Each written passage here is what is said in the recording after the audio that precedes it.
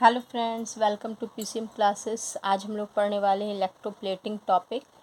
तो इस टॉपिक में हम लोग पढ़ेंगे इलेक्ट्रोप्लेटिंग क्यों किया जाता है, इसके रीज़न्स क्या हैं, इससे रिलेटेड फैक्ट्स के बारे में पढ़ना है कि ये कैसे किया जाता है, इसके लिए क्या क्या कंडीशंस होते हैं और इससे रिलेटेड क्या किस तरह के क्वेश्चंस एग्ज़ाम में पूछे जाते हैं। तो इन सबको हम लोग वन बाय वन देखेंगे। तो सबसे पहले हम लोग जानते हैं इलेक्ट्रोप्लेटिंग होता क्या है। इलेक्ट्रोप्लेटिंग एक ऐसा प्रोसेस है जिसमें कि हम लोग किसी भी मेटल के ऊपर, मान लेते हैं कोई स्पून है, इस तरह से ये ब्रास का स्पून है और इसके ऊपर हम लोग को सिल्वर का प्लेटिंग करना है। हम लोग चाहते हैं इसके ऊपर सिल्वर का एक लेयर इसके ऊपर लग जाए जिससे ये बिल्कुल सिल्वर की तरह दिखने लगे। तो इस तरह के प्रोसेस, या फिर हम लोग जो आयरन होता है, आयरन का कोई ये है आर्टिकल्स है या फिर टूल्स है, तो उसको हम लोग रस्ट से प्रिवेंट करने के लिए, उसमें रस्टिंग ना लगे, तो हम लोग उसमें जिंक का, निकल, इस तरह से इन सब का एक लेयर लगा देते हैं। तो उस प्रोसेस को ही हम लोग इलेक्ट्रोप्लेटिंग कहते हैं। तो ये सब इलेक्ट्रोलाइसिस का ही एक पार्ट है। इलेक्ट्रोलाइसिस के प्रोसेस से किया जाता है। तो इसके लिए हम लोग को ये जानना होगा कि क्या क्या प्रोसेस है। इसके पहले वाले वीडियो में हम लोगों ने पढ़ा था कि किसी भी जब हम लोग इलेक्ट्रोलाइसिस करते हैं तो एक्टिव इलेक्ट्रोड क्या होता है, ये पढ़ा था कि एक्टिव इलेक्ट्रोड यूज़ करते हैं। एक्टिव इलेक्ट्रोड मतलब कि किसी मेटल का इलेक्ट्रोड। जनरली इलेक्ट्रोड्स क्या होते हैं, वो इनर्ट होते हैं। इनर्ट होते तब हम लोग उसको इनएक्टिव कहते हैं, वो इनएक्टिव हैं। लेकिन अगर हम लोग किसी मेटल का यूज़ करते हैं इलेक्ट्रोड में, एनोड या कैथोड, स्पेशली एनोड में, एनोड जब हम लोग किसी मेटल का बनाते हैं तब उसको एक्टिव इलेक्ट्रोड कहते हैं। और इस केस में जो हम लोग जो रिज़ल्ट होता है, जो कैथोड एनोड पे मिलने वाला प्रोडक्ट होता है, ये जनरल प्रोडक्ट से बिल्कुल डिफरेंट होता है। तो इसमें क्या किया जाता है, एक हम लोग इस तरह से एक्टिव इलेक्ट्रोड में कैथोड पे हम लोग जनरली जानते, इतना सारा एक्सप्लेनेशन मैंने बताया था पहले वाले वीडियो में। तो उसमें हम लोगों ने क्या देखा था कि एनोड क्या होता है, अगर हम लोग एक्टिव यूज़ करते तो एनोड ब्रेक हो करके अपने इलेक्ट्रोलाइट में आता है, एनोड के एटम्स, और वो आयंस के फॉर्म में आकर के कैथोड में डिपॉजिट हो जाते हैं। तो अगर कैथोड को हम लोग एक स्पून जैसे लेते हैं, ये ब्रास का स्पून है, और इसको हम लोग कैथोड बना देते हैं। इसके ऊपर हम चाहते हैं कि ये सिल्वर का एनोड बना देते हैं, सिल्वर का एनोड चाहिए, और ब्रास के ऊपर इसका कोटिंग हो जाए। तो कैथोड के ऊपर हम लोग जानते हैं हमेशा कोटिंग कहाँ होता है, कैथोड पे। कोई भी डिपोजिशन होता है तो कैथोड पे होता है। तो जिस आर्टिकल को हम लोग को के ऊपर इलेक्ट्रोप्लेटिंग कराना है तो उसको हम लोग हमेशा कैथोड बनाते हैं। ये सबसे इम्पॉर्टेंट पॉइंट है इलेक्ट्रोप्लेटिंग का, कि जिस आर्टिकल के ऊपर इलेक्ट्रोप्लेटिंग करना है उसको हम लोग को हमेशा कैथोड बना के रखना है। और जिस मेटल का आर्टिकल के ऊपर लेयर चाहिए, यानी कि उसके ऊपर पॉलिश चाहिए या एक लेयर चाहिए, तो वो हमको एनोड बनाना है। तो सिल्वर का अगर पॉलिश चाहिए तो सिल्वर को हम लोग क्या करेंगे, एनोड बनाएंगे, एंड मेटल को कैथोड बनाएंगे। दूसरा, ये 2 पॉइंट हो गया। तीसरा पॉइंट ये है, थर्ड पॉइंट, हम लोग को जो इलेक्ट्रोलाइट यूज़ करेंगे ना, इलेक्ट्रोलाइट इसका जो एनोड हम लोग यूज़ किए हैं, एनोड के आयन वाला, एनोड से जो आयन निकल रहा है, जैसे इस केस में सिल्वर है तो सिल्वर का आयन, ऐसा इलेक्ट्रोलाइट लेना है जिसमें कि सिल्वर का आयन प्रेजेंट हो। तो जो भी हम लोग यहाँ पर मेटल ले रहे उसी से रिलेटेड आयन वाला इलेक्ट्रोलाइट चाहिए, क्योंकि हम लोग जानते हैं कि अगर इलेक्ट्रोलाइट में सेम आयन्स प्रेजेंट होंगे जो एनोड के हैं, तो इस सॉल्यूशन में उस आयन का जो तक क्वांटिटी बैलेंस रहेगा, उसका कम नहीं होगा क्वांटिटी, जिससे कि ये डिपोजिशन जो हो रहा है सिल्वर का वो आसानी से और यूनिफॉर्मली होगा। 3 पॉइंट ये हो गया। चौथा पॉइंट ये है कि हम लोगों को हमेशा लो करंट यूज़ करना है। लो करंट क्योंकि हम लोग ये, आप लोगों ने फैराडे लॉ में पढ़ा था। फैराडे लॉ क्या कहता है कि ये जो डिपोजिशन मास डिपॉजिटेड जो होता है, मास डिपॉजिटेड वो करंट के इन्वर्सली प्रोपोर्शनल होता है। तो जो भी यहाँ पे कैथोड पे डिपोजिशन हो रहा है वो करंट के इन्वर्सली प्रोपोर्शनल हो रहा है। तो अगर हम लोग करंट का क्वांटिटी बढ़ा देते हैं तो क्या होगा, इसमें इस तरह से डिपोजिशन जो हो रहा है वो क्या होगा, बहुत ज़्यादा होगा। और उसके वजह से एक जगह पे, जैसे यहाँ सिल्वर का ये डिपोजिशन हो गया बहुत ज़्यादा और बाकी सभी जगह नहीं के बराबर होगा। तो हम लोग अगर चाहते हैं कि यूनिफॉर्मली एक लेयर बने तो हम लोग को हमेशा लो करंट रखना होगा। लो करंट से डिपोजिशन यूनिफॉर्मली होता है। तीसरा, ये तो 4 पॉइंट हो गया। 5th पॉइंट है कि हम लोग को हमेशा डायरेक्ट करंट इसमें यूज़ करना है। डायरेक्ट करंट, एसी, इसमें एसी करंट हम लोग यूज़ नहीं कर सकते हैं। क्यों नहीं यूज़ कर सकते हैं एसी करंट? क्योंकि एसी करंट में क्या होता है, डायरेक्शन करंट का रेगुलरली चेंज होता रहता है। तो इसमें क्या होगा कि अगर हम लोग यहाँ पर इन दोनों को इन डायरेक्ट करंट की जगह एसी करंट से कनेक्ट कर देंगे तो ये क्या होगा, कुछ टाइम के लिए ये कैथोड रहेगा और ये जैसे एनोड है तो कुछ टाइम बाद ये एनोड बन जाएगा और ये कैथोड बन जाएगा। तो इस तरह से, क्योंकि हम लोग जानते हैं करंट का डायरेक्शन क्या होता है, प्लस से माइनस की ओर है। तो जब अल्टरनेटिव करंट में ये फिर ये प्लस बन जाएगा, ये माइनस बन जाएगा, तो करंट का डायरेक्शन इधर हो जाएगा। फिर ये इस तरह से ये प्रोसेस चलता रहेगा एसी में, जिसकी वजह से क्या होगा, एक बार डिपोजिशन होगा, फिर ये डिपोजिशन यहाँ से ख़त्म होकर के इस पर डिपॉजिट होगा, फिर इससे ख़त्म होकर इस पर होने लगेगा। तो इस तरह से हम लोगों का जो पर्पस है वो कंप्लीट नहीं होगा। तो डायरेक्ट करंट अगर रहता है तो हमेशा क्या होगा, जो कैथोड है वो हमेशा कैथोड रहेगा, तो इसलिए डिपोजिशन यूनिफॉर्मली होता है। तो ये तो 5 पॉइंट हो गया। अब हम लोग देखते हैं कि कैसे हम लोग करते हैं इलेक्ट्रोप्लेटिंग। तो सबसे पहले सिंपल हम ये सिल्वर का ही बताते हैं। सिल्वर का इस तरह से ये हो गया हम लोगों का, ये ले लेते हैं एनोड, ये सिल्वर का एनोड लेना है, एजी का एनोड लेंगे, प्लस है। और यहाँ हम लोग एक ब्रास का कोई स्पून ले लेते हैं जिसके ऊपर हम लोगों को प्लेटिंग करना है। ये बन गया कैथोड। इन सब को हम लोग किसी बैटरी से इस तरह से बैटरी से कनेक्ट कर देते हैं। ओके, बैटरी अमीटर वगैरह से इस तरह से जोड़ दिए। यहाँ जगह नहीं है इसलिए हम इस तरह से जोड़ देते हैं। ठीक है, तो करंट क्या होगा, प्लस से माइनस की तरफ इस तरफ से फ्लो हो रहा है।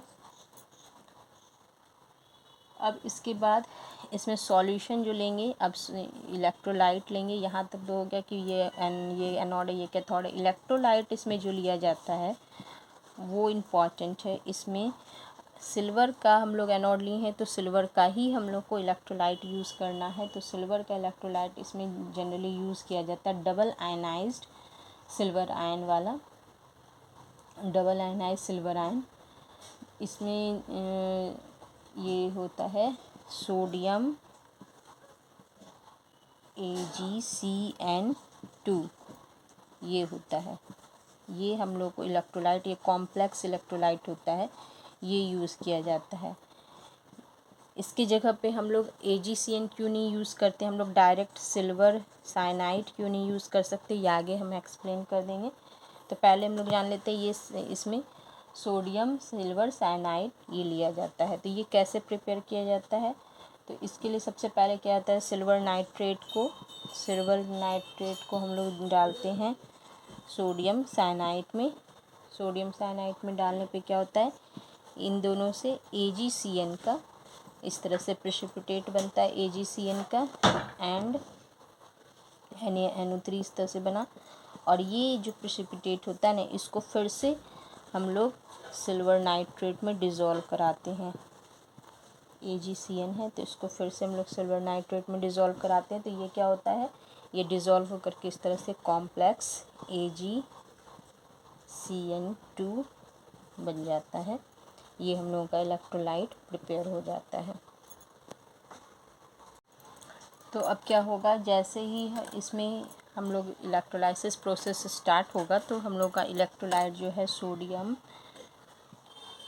Silver cyanide, sodium salt of silver cyanide, ये डिसोसिएट हो जाएगा किसमें, तो सोडियम में, सिल्वर में प्लस साइनाइड में। इस तरह से ये डिसोसिएट हो जाएगा। इसके बाद ये है यहाँ एनोड पे और इसमें क्या एक्वस सॉल्यूशन है तो वाटर भी होगा, तो वाटर भी डिसोसिएट होगा इस तरह से। तो इसमें हम लोग देखते हैं हम लोगों को इतना सारा आयंस, ये कैटायंस है और ये एनायंस है, ठीक है। लेकिन यहाँ पर हम लोग देख रहे हैं ये सोडियम है, हाइड्रोजन है, Ag है, ये सभी है, और एनायंस में साइनाइड है, हाइड्रोक्सिल है। लेकिन जो भी एनायंस हैं ये सभी एनायंस कहाँ जाएंगे, एनोड की तरफ जाते हैं। बट ये एनोड इनर्ट नहीं है, एक्टिव है, इसलिए यहाँ पर ये सभी एनायंस यहाँ पर जो होता है एनोड पे इलेक्ट्रॉन नहीं अपना लूज़ करेंगे, जबकि Ag जिसका हम लोग सिल्वर का हम लोग बनाए हैं, ये Ag यहाँ से निकल करके आ जाएगा सॉल्यूशन में और बन जाएगा सिल्वर आयन, एक इलेक्ट्रॉन लॉस करके।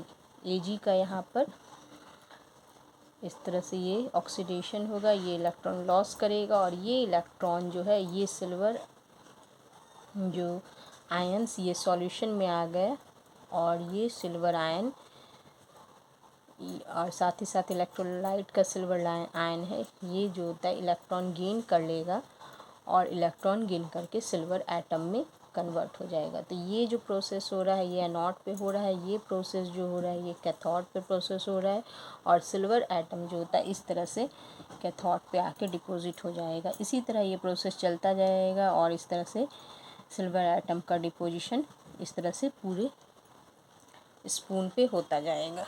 तो यहाँ पर साइनाइड और hydroxyl ion nature of the electrode की वजह से, क्योंकि हम लोगों ने एक्टिव इलेक्ट्रोड यूज़ किया है, इसलिए ये दोनों का ऑक्सीडेशन नहीं होता है और एनोड का ही ऑक्सीडेशन होता है। इसलिए जो कोई भी हम लोगों को अगर मेटल का इस पर डिपोजिशन करना है उसी का हम लोग एनोड यूज़ करते हैं, ठीक है।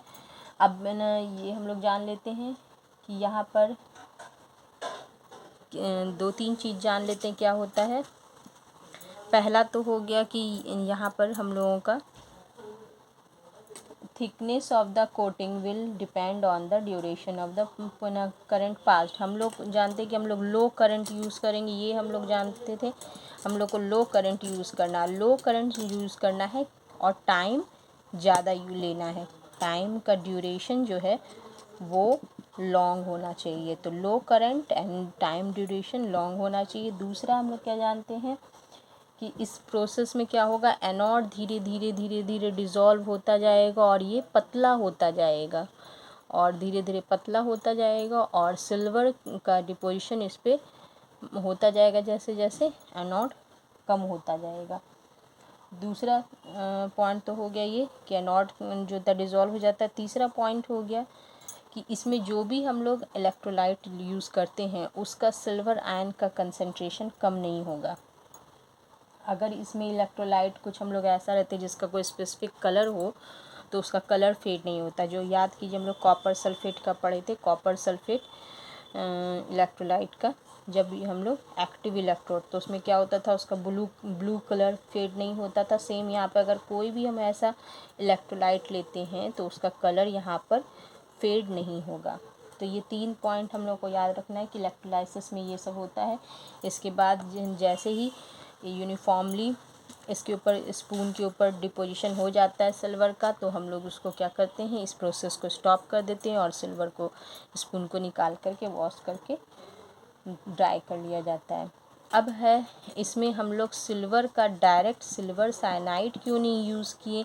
हम लोग जो इसकी जगह पे NaAgCN ये यूज़ किए हैं, डबल सॉल्ट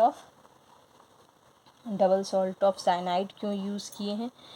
इसलिए नहीं यूज़ किए क्योंकि AgCN जो है ये डायरेक्टली इस तरह से डिसोसिएट हो जाता है और सिल्वर आयन और साइनाइड आयन में जो होता है ये कन्वर्ट हो जाता है।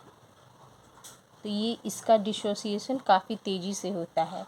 तो हम लोगों को यहाँ यूनिफॉर्म डिपोजिशन चाहिए। अगर ये एक ही बार में ब्रेक हो जाता, सिल्वर आयन का कंसंट्रेशन ज़्यादा हो जाता है तो डिपोजिशन बहुत तेज़ी से होगा और हम लोगों को डिपोजिशन धीरे धीरे और यूनिफॉर्मली चाहिए, इसलिए यहाँ पर सिल्वर साइनाइड जो होता है ये धीरे धीरे ब्रेक हो करके सिल्वर आयन बनाता है, इसलिए इसका यूज़ किया जाता है।